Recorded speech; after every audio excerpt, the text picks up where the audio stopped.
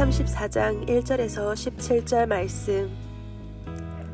레아가 야곱에게 낳은 딸 디나가 그 땅의 딸들을 보러 나갔더니 히위 족속 중 하몰의 아들 그 땅의 추장 세겜이 그를 보고 끌어들여 강간하여 욕되게 하고 그 마음이 깊이 야곱의 딸 디나에게 연연하며 그 소녀를 사랑하여 그의 마음을 말로 위로하고 그의 아버지 하몰에게 청하여 이르되 이 소녀를 내 아내로 얻게 하여 주소서 하였더라.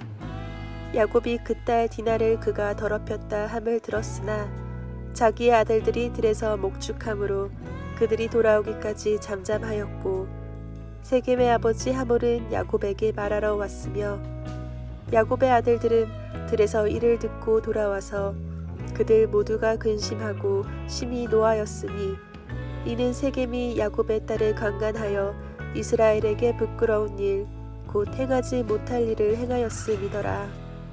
하몰이 그들에게 이르되 내 아들 세겜이 마음으로 너희 딸을 연연하여 하니 원하건대 그를 세겜에게 주어 아내로 삼게 하라. 너희가 우리와 동원하여 너희 딸을 우리에게 주며 우리 딸을 너희가 데려가고 너희가 우리와 함께 거주하되 땅이 너희 앞에 있으니 여기 머물러 매매하며 여기서 기업을 얻으라 하고 세겜도 디나의 아버지와 그의 남자 형제들에게 이르되 나로 너희에게 은혜를 입게 하라. 너희가 내게 말하는 것은 내가 다 주리니 이 소녀만 내게 주어 아내가 되게 하라. 아무리 큰 혼수와 예물을 청할지라도 너희가 내게 말한 대로 주리라. 야곱의 아들들이 세겜과 그의 아버지 하몰에게 속여 대답하였으니 이는 세겜이 그 누이 디나를 더럽혔음이라. 야곱의 아들들이 그들에게 말하되 우리는 그리하지 못하겠노라. 할례 받지 아니한 사람에게 우리 누이를 줄 수 없노니 이는 우리의 수치가 됨이니라. 그런즉 이같이 하면 너희에게 허락하리라. 만일 너희 중 남자가 다 할례를 받고 우리같이 되면 우리 딸을 너희에게 주며 너희 딸을 우리가 데려오며 너희와 함께 거주하여 한 민족이 되려니와 너희가 만일 우리 말을 듣지 아니하고 할례를 받지 아니하면 우리는 곧 우리 딸을 데리고 가리라. 아멘.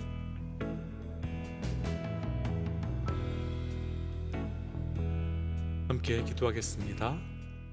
하나님, 우리의 삶의 그 무엇도 그 누구도 의지할 수 없을 때 우리의 유일한 힘과 위로 되어 주시는 주님 감사합니다. 오늘도 주께 엎드려 나아가는 모든 하나님의 백성들에게 하늘의 위로를 또 하늘의 복을 또 하나님의 은혜를 허락하여 주옵소서. 이 모든 말씀 예수님 이름으로 기도하였습니다. 아멘.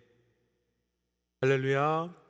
우리 삶의 그 무엇도 할 수 없는 그 순간에 우리의 유일한 힘과 능력 되어 주시는 우리 하나님의 이름을 높이 찬양합니다.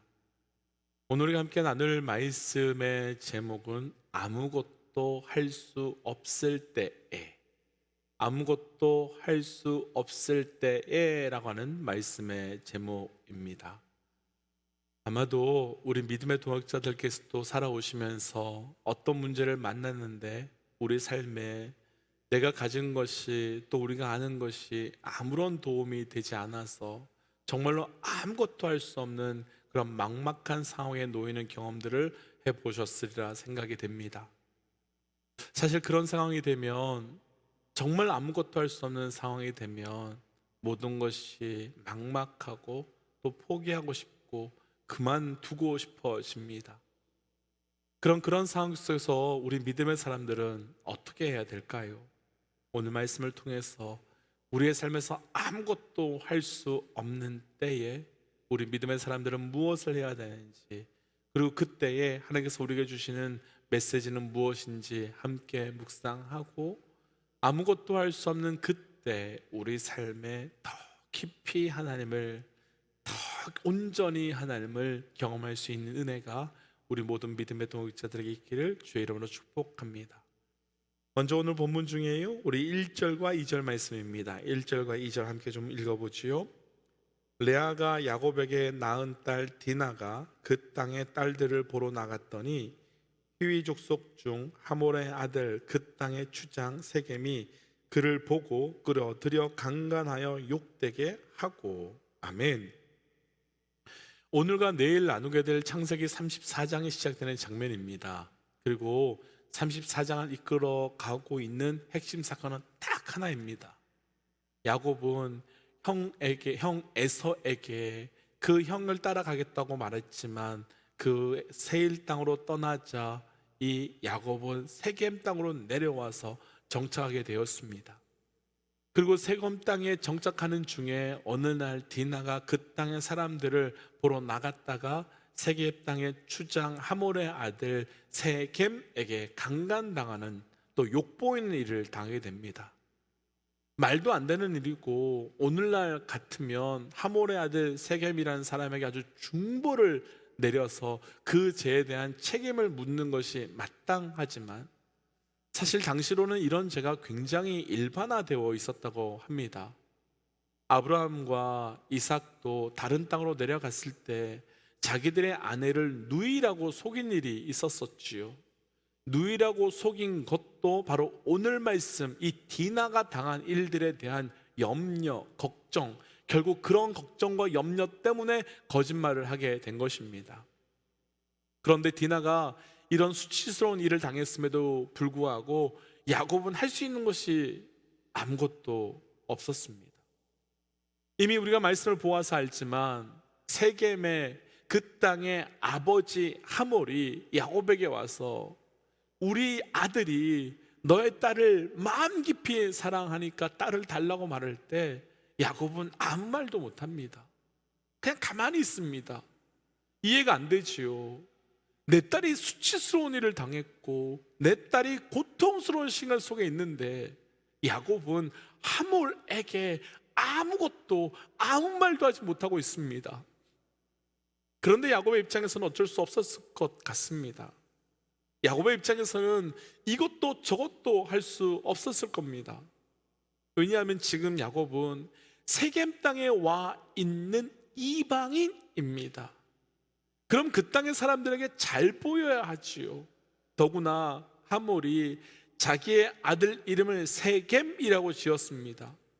그 땅의 이름이 세겜인데 나의 아들의 이름을 세겜이라고 할 정도면 지금 하몰의 힘은 그 땅에서 가장 막강한 권력을 가진 자임이 확실한 겁니다. 그러니 야곱의 입장에서는 그 땅에서 살아남으려면, 그리고 그 땅에서 계속 살아보려면 야곱의 입장에서는 내 딸이 수치를 당하고 강간을 당하는 아주 고통스러운 일을 당했지만 아무것도 할 수 없고 아무것도 해서도 안 되는 그 상황이 바로 야곱의 상황이었습니다. 야곱이 아무것도 할 수 없는 상황이었음을 잘 알 수 있는 부분이 있는데 오늘 본문 4절과 5절 말씀을 보면 하몰이 야곱에게 와서 디나에 대한 이야기를 하는 장면이 나타나는데요, 사과가 없습니다. 자기가 잘못했다고 말하는 장면이 없습니다. 그리고 디나에 대한 미안한 마음이 하나도 없습니다. 그런 것 하나 없이 대뜸 올라와가지고 하몰은 내 아들 세겜이 너의 딸을 사랑하니 내놔라고만 말합니다. 하몰의 입장에서도 야곱이 아무것도 할 수 없는 상황인 것을 알기에, 내 말을 들을 수밖에 없는 상황에 있는 것을 알기에 하몰도 사과나 그리고 미안하다는 표현 없이 그냥 대뜸 와서 너의 딸 내놔라고 말하고 있는 것이요. 이 부분에서 야곱의 모습이 정말 안타까운 것이 하나 있습니다. 야곱이 딸 디나를 낳고 라반의 집을 떠났을 때가 대략 디나의 나이가 7살쯤 되었습니다. 그런데 오늘 말씀에서 디나가 결혼할 정도의 나이가 되었으니 대략 당시로 보면 15살 이상이 되었겠지요. 그러면 최소로 대충만 계산만 한다 그래도 야곱이 형 에서를 따라가지 않고 이 세겜에 정착하고 살았던 시간이 벌써 최소 7년이 흘러갔다는 말이 된다는 겁니다. 그런데 야곱은 7년 정도를 세겜에서 살면서 그 땅에서 자신이 하나님의 사람임을, 하나님이 역사하고 계심을 증거하지 못했고 나타내지 못했습니다. 하나님의 은혜로 살고 하나님의 도우심으로 사는 나의 모습을 보여주지 못했습니다. 야곱이 세겜에 오기 전에 바로 전에 어떤 일이 있었습니까? 야복강에서 환도뼈가 깨어지는 일을 경험했지만 그는 하나님의 전적인 은혜를 경험했고 전적인 도우심을 경험했었던 사람이었습니다. 그래서 나를 죽이려고 했었던 형 에서의 마음도 하나님께서 돌리면서 나를 품어내는 것을 경험했었던 자였습니다. 그런데 야곱은 그렇게 다시 새롭게 세겜에 와서는 자신의 삶을 살면서 그 하나님 없이 살았고 그 하나님과 상관없이 걸어가게 되었습니다. 놀랍게도 야곱이 이렇게 어려운 아무것도 할 수 없는 심각한 상황에 놓인 야곱이 이 사건이 있는 창세기 34장 내내 단 한 번도 하나님의 이름을 부르지 않는다는 겁니다. 단 한 번도, 그리고 그 누구도 하나님의 도우심을, 하나님의 역사심을 간구하며 엎드리는 장면이 없더라는 겁니다. 그런데 이와 대조되는 모습이 있습니다. 오늘 본문 4절을 한번 보시겠습니까? 4절을 보시면 세겜이 아버지 하몰에게 가서 디나를 내 아내로 얻게 해달라고 아버지께 구하고 부탁합니다. 그리고 아들의 부탁을 들은 아버지 하몰은 내 아들이 죄를 지었음에도 불구하고, 아니 내 아들이 죄인임에도 불구하고 아들의 간구를 들어줍니다. 그리고 아들의 부탁에 의해서 아버지가 움직이기 시작합니다. 사랑하는 믿음의 여러분, 차이가 보이시는지요? 차이가 보이시는지요? 하나님의 사람이라고 할 수 있는 야곱이 내 딸이 당한 수치 앞에 아무것도 할 수 없어서 가만히 있는 모습과 내가 죄를 지었음에도 불구하고 아버지께 당당히 나아가서 내 요구를, 내 필요를 아버지께 맡기는 세겜의 이 모습이 보이시는지요? 사랑하는 믿음의 동지 여러분, 우리 삶을 살다 보면 정말로 아무것도 할 수 없는 그런 상황에 놓일 때가 참 많이 있습니다. 아무것도 할 수 없는 그런 문제에 직면할 때가 분명히 있습니다. 그래서 포기하고 멈추고 떠나고 그만두려고 할 때가 있습니다. 그런데 정말 그때 아무것도 할 수 없습니까? 정말 그때 할 수 있는 것이 아무것도 없는 겁니까? 야곱은 야복강에서 나에게 축복해 주신 그 하나님을 찾지 않았습니다. 야곱은 아무것도 할 수 없는 그 형 에서에게 쫓겨올 때 베델에서 나를 만나 주신 그 하나님, 그래서 하나님 정말 여기서도 어떻게 계실 수 있습니까? 라고 말했던 그 하나님을 구하지 않았습니다. 우리에게 그래서 이 말씀을 한번 적용해 보고 싶습니다. 평소에는 하나님에 대해서 쉽게 말합니다.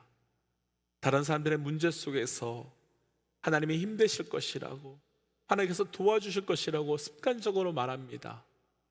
그런데 어떻습니까? 정작 내 삶의 문제에서는 어떻습니까? 그런데 정작 내 삶의 어려움의 상황 속에서 어떻습니까? 정말 하나님 찾으십니까? 사랑하는 믿음의 동역자 여러분, 아무것도 할 수 없는 그때가 바로 하나님을 찾을 수밖에 없는 때라는 겁니다. 아무것도 할 수 없는 그때가 바로 우리 하나님께로만 나아가야 할 때라는 겁니다. 아무것도 할 수 없는 때가 오직 기도만 할 때라는 겁니다. 기도할 수 없을 만큼 기도하는 것이 아니라 기도할 수 없을 때까지 기도하며 하나님을 찾는 겁니다. 힘이 없어서 기도하지 못한다 하는 것이 아니라 기도하지 않아서 우리가 힘이 없는 겁니다. 심지어 죄의 자녀들도 아버지를 찾아가 아버지께 도움을 구하는데, 믿음의 사람, 의인이 어찌 나의 아버지 하나님께 나아가 도움을 구하지 않을 수가 있겠습니까? 그것은 하나님을 나의 아버지로 인정하지 않는다는 것과 다름없는 모습인 거지요. 사랑하는 믿음의 동지 여러분, 기도하셔야 합니다. 간구하셔야 됩니다. 그분을 찾으셔야 됩니다.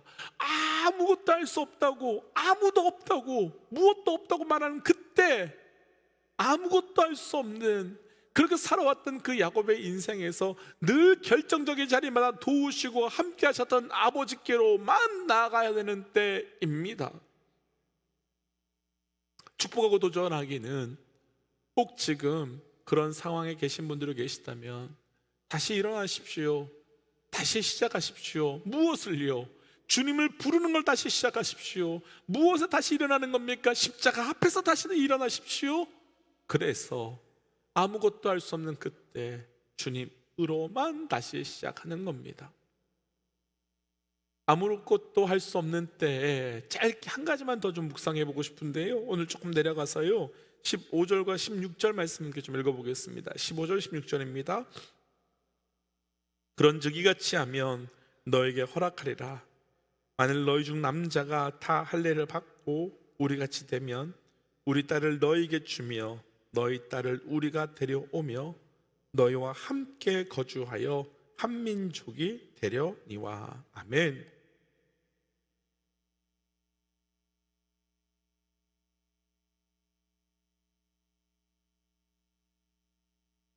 하물이 모든 것을 다 줄 테니 결혼을 시켜달라고 말하는 말에 야곱의 아들들은 우리는 할례를 받지 않으면 우리의 동생을 줄 수 없다면서 할례를 받으면 동생을 주겠다라며 말을 하고 있습니다.